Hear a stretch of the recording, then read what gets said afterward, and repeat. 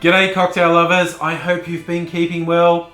Let's make a cocktail. Now, if you're brand new to the channel, welcome. I hope you enjoy and subscribe. Click the little notification bell so you know when I upload in the future, because we have a lot of fun here. There are two things I like to do with cocktails. Three things.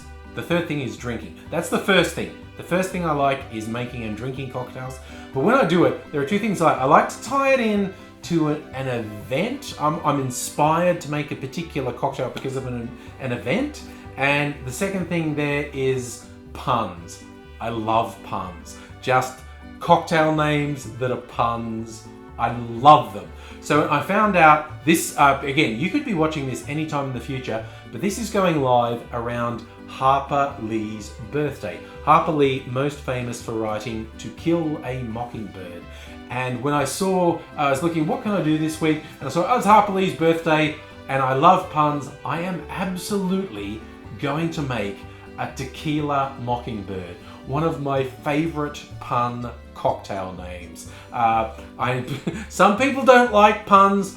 I love them. But come along with me now. We are going to make a Tequila Mockingbird. In a surprising turn of events, tequila features in this cocktail. I'm using this from Espolon. What you want for a Tequila Mockingbird is a Reposado tequila. This is one I like, and we are not mucking about. This is very tequila forward. I'm just trying to find where I put my jigger.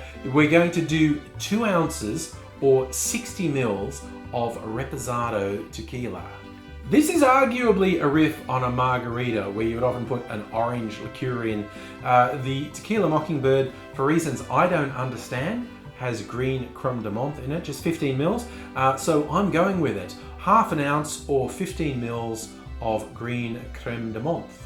We are also going to add 15 mils of lime juice. I have some I squeezed earlier.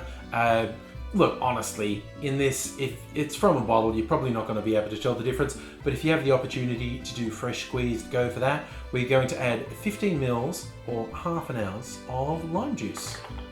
The final touch is some sugar syrup. The recipe I saw suggested using rich sugar syrup. That's made with 2 parts sugar to 1 part water. I don't actually have any rich sugar syrup. I've made some that's just 50-50, standard sugar syrup, 50% sugar, 50% water. If you have rich sugar syrup, the recommendation is 10 mils, a third of an ounce. Because I have standard sugar syrup, I'm going to do 15 mils, half an ounce of sugar syrup.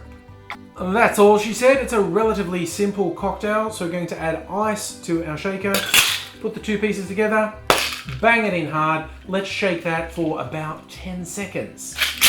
We want something elegant for Harper Lee, so I'm going to strain this into a martini glass. I'm not sure what we'll get in terms of fill on this. Let's go. It's a fantastic green color. All right, so this martini glass, that wash line's not bad. This glass is arguably a bit large for this drink. That is a stunning green color. Just in terms of presentation, I am loving this cocktail. But let's see, what does it taste like? I don't think I've had creme de menthe with tequila before, but let's give it a go.